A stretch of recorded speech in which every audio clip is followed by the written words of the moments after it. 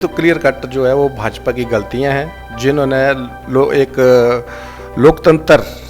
के द्वारा चुनी ही चुनाव सरकार को जो है गिराने का जो प्रयास किया है। जो धैर्य है, पेशेंस है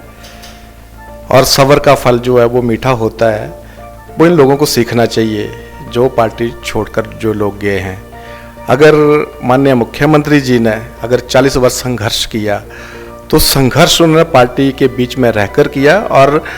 अपनी जो कांग्रेस की नीतियां थी उन नीतियों का प्रचार करके, मनभेद छोटे मोटे होते हैं पार्टी के अंदर, उनको मिल बैठ के दूर कर लिया जाता है। और आम जनता बोले कि हम मुख्यमंत्री हैं, ये आम जनता का मुख्यमंत्री है। जिस तरह से उन्होंने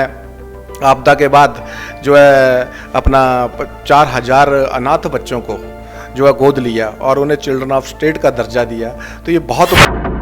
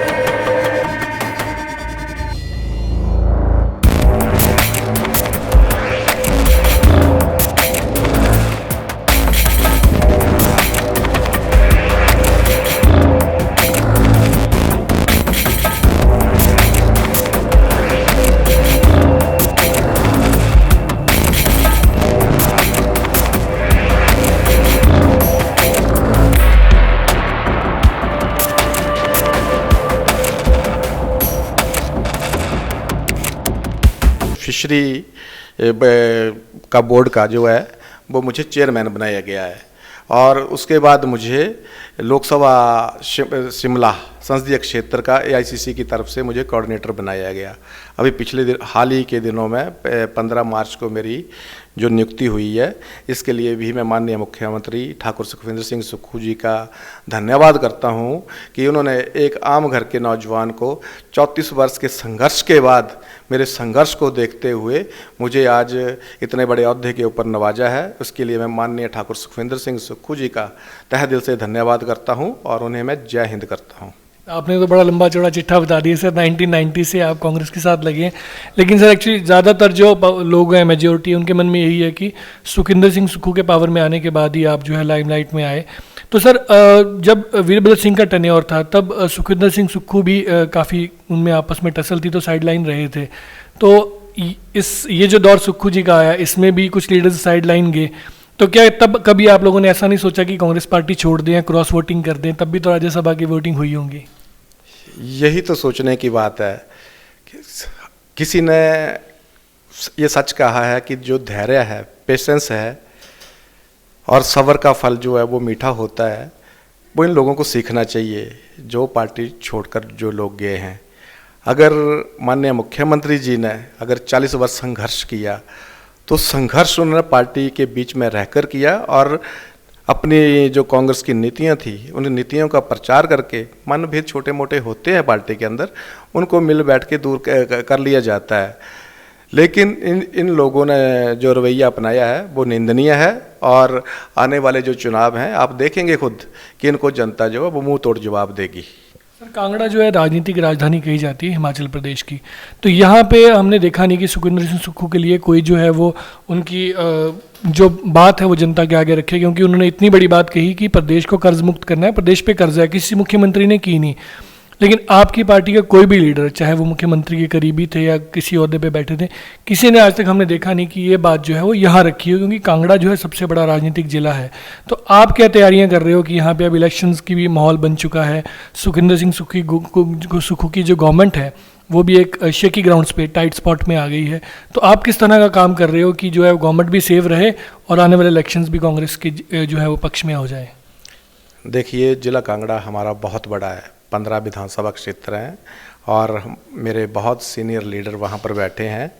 लेकिन मैं अपने बारे में बात ज़रूर करना चाहूँगा कि मैं कम से कम अपने साथियों के साथ, अपने कांग्रेस के लोगों भाइयों के साथ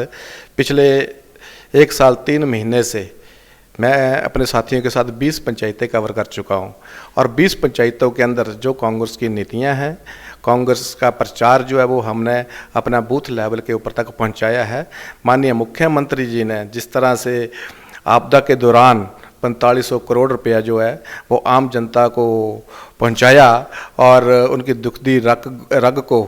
जो है उन्होंने संभाला, क्योंकि वो उनका बुरा वक्त था और बुरे वक्त में माननीय मुख्यमंत्री जी आम जनता के साथ खड़े हुए। और यही कारण है कि जो आम जनता है आज मुख्यमंत्री जी को कहती है कि ये हमारी तरह मुख्यमंत्री हमारी तरह हैं और हमारे मुख्यमंत्री हैं ये। तो ये बहुत बड़ी बात होती है कि 1 साल 3 महीने का जिस व्यक्ति का टर्न्योर हो और आम जनता बोले कि हम मुख्यमंत्री हैं, ये आम जनता का मुख्यमंत्री है। जिस तरह से उन्होंने आपदा के बाद जो है अपना 4000 अनाथ बच्चों को जो है गोद लिया और उन्हें चिल्ड्रन ऑफ स्टेट का दर्जा दिया, तो ये बहुत बड़ी बात है। आज तक के हिंदुस्तान के कितने नेता हैं, मैं तो समझता हूँ कोई भी ऐसा नेता नहीं है जिन्होंने इन अनाथ के बारे में सोचा। मैं वही कह रहा हूँ सर कि चिल्ड्रन ऑफ स्टेट का दर्जा भी दिया, फाइनेंशियल बर्डन की बात भी उन्होंने की, बड़ी अलग बातें की जो पहले किसी लीडर ने अभी तक की नहीं। लेकिन इन बातों को जिला भर में कौन लेके जाएगा? देहरा की तो बात ठीक है, आपने पंचायत भी आप कर रहे हैं, उससे लग रहा है कि चुनावों की तैयारी देहरा में शुरू हो चुकी है, लेकिन ज़िले में, कांगड़ा ज़िले में इस बात को कौन रखेगा? देखिए, मैंने पिछले 3-4 महीने पहले भी धर्मशाला में एक प्रेस कॉन्फ्रेंस की थी, तब भी हम लोगों ने जो हमारे कांग्रेस के साथी हैं जिन्होंने हमारे साथ संघर्ष किया जिला कांगड़ा के अंदर, तो वो सारे मेरे साथी संगी साथी उस प्रेस कॉन्फ्रेंस में आए थे और हमने तब भी बात रखी थी कि माननीय मुख्यमंत्री की जो नीतियां हैं वो हम जनता के तक पहुंचाएंगे। और हमने भरसक कोशिश की है कि जो माननीय मुख्यमंत्री ने 1 साल 3 महीने का जो टर्न्योर रहा है, चाहे वो आपदा से निपटने का कार्यकाल हो, चाहे वो सुखाश्रय स्कीम के माध्यम हो, चाहे 1500 रुपया महिलाओं के लिए हो, चाहे बेरोजगार युवाओं के लिए 650 करोड़ की स्टार्टअप योजना हो, चाहे किसानों बागवानों के लिए जो है उनको उचित मूल्य जो है उनकी फसलों का करवाना जो है वो हो, या गाय का और भैंस का दूध जो है उनका मूल्य जो निर्धारित करने की बात हो, या ऐसी बहुत सी स्कीम्स हैं। जैसे हमारे 80 BPL परिवार हैं, उनको 5000 रुपये की जो है सोलर लाइट जो है हम लोग मुफ्त दे रहे हैं। हम लोगों ने देहरा विधानसभा क्षेत्र के अंतर्गत काफ़ी 80 BPL परिवारों को जो है हमने ये लाइट बांटी हैं। तो मैं ये कह सकता हूँ कि हम लोगों ने अपनी तरफ से माननीय मुख्यमंत्री की जो नीतियाँ हैं और माननीय मुख्यमंत्री जी के जो कार्यक्रम हैं उनको उनका जो पूरे जिला कांगड़ा के अंदर जो है वो प्रचार जो है हम लोगों ने कोशिश की है। सर मुझे लगता है कि ये अब समय बड़ा क्रुशियल है, इस समय इस चीज़ का प्रचार प्रसार होना चाहिए। जो भी उनकी नीतियां थी, चाहे वो चिल्ड्रन ऑफ स्टेट के दर्जे हैं, चाहे फाइनेंशियल बर्डन हैं, जो भी आपने स्कीम्स गिनाई, उनका प्रचार प्रसार अब होना चाहिए। अब इलेक्शंस का समय आ गया और एक आखिरी सवाल आपसे पूछूंगा और इसको हम क्लोज करेंगे कि ये जो फाइनेंशियल बर्डन, जब भी इलेक्शन होता है, बाई इलेक्शंस होते हैं, तो स्टेट गवर्नमेंट के ऊपर एक फाइनेंशियल बर्डन आता है। तो ये जो इलेक्शन थोपे गए हैं, इसमें आप कसूरवार किसको मानते हैं? किसकी गलती है कि बाई इलेक्शन जो है स्टेट को पड़ गए? ये तो क्लियर कट जो है वो भाजपा की गलतियां हैं, जिन्होंने एक लोकतंत्र के द्वारा चुनी ही चुनाव सरकार को जो है गिराने का जो प्रयास किया है। और ये प्रयास भी जो उन लोगों ने किया है, क्योंकि उनके तो 25 विधायक थे और 25 विधायक और उधर कांग्रेस के 40 विधायक थे। तो आप सोचिए कि इन लोगों ने किस तरह से कांग्रेस पार्टी को कमज़ोर करने का प्रयास किया और किस तरह के प्रलोभन इन लोगों ने कांग्रेस के लोगों को दिए, और कुछ हद तक ये लोग सफल भी हुए उसमें। लेकिन मैं ये समझता हूँ कि ये सफल जरूर हुए कुछ हद तक, लेकिन माननीय मुख्यमंत्री जी के साथ आम जनता खड़ी है, क्योंकि वो आम जनता के मुख्यमंत्री हैं। और इसका जो भाजपा ने ये कुकर्म जो किया है, कांग्रेस को तोड़ने का जो इन्होंने प्रयास किया, इसका आने वाले लोकसभा के चुनावों में और जो बाई इलेक्शन 6 विधानसभा क्षेत्रों के होने जा रहे हैं, इसमें जनता जो है वो मुंह तोड़ जवाब देगी। आप आने वाले दिनों में देखेंगे कि कांग्रेस भारी बहुमत से इन चारों लोकसभा की सीटों को भी और 6 सीटों को भी विधानसभा की जीत जो है वो हमारी निश्चित होगी। ये हम जो है आम जनता से उम्मीद करते हैं, क्योंकि माननीय मुख्यमंत्री जी की जो कार्य प्रणाली आज तक रही है वो आम जनता से संबंधित रही है। मैं आपको एक चीज़ और बता दूं कि कई पीढ़ियां जो हैं वो बदल जाती थी, बाप के बाद बेटा आ जाता था, लेकिन ज़मीनों की जो है हमारी भूमि जो है वो रेवेन्यू केसेस जो थे हमारे कोर्ट कचहरियों के अंदर ही रहते थे। लेकिन माननीय मुख्यमंत्री जी ने लोक अदालतें चलाकर आम जनता के दुखों के ऊपर जो वो मरहम लगाने का प्रयास किया और 90,000 लोगों को पूरे हिमाचल प्रदेश के अंदर जो है राहत पहुंचाई है। यही कारण है कि वो आम जनता के मुख्यमंत्री हैं और इसीलिए आम जनता जो है वो उन्हें प्यार करती है। ये मैं बात आपको बड़े दावे के साथ कह सकता हूं कि हम चारों की चारों सीटें जो हैं वो लोकसभा की जीतेंगे और साथ में विधानसभा की 6 सीटें हम भारी बहुमत से जीतने जा रहे हैं। चलिए सर, आपने इस बात का बेबाकी से जवाब दिया और हम तो मानते हैं कि गलती कहीं ना कहीं दोनों तरफ से होती है। पहले कुछ कांग्रेस लीडर्स की भूल रही जो आज इलेक्शंस ऐसे आगे स्टेट के सिर पे, और दोनों तरफ से रहा, तभी ये परिस्थिति बीजेपी ने उसका फ़ायदा उठाया। और आने वाले इलेक्शंस में जो है वो सुखविंदर सिंह सुक्खू की टीम किस तरह काम करती है वो देखने को मिलेगा। हमसे बात करने के लिए बहुत बहुत शुक्रिया sir. Make sure to press like and drop a comment. Please don't forget to subscribe to the News Radar.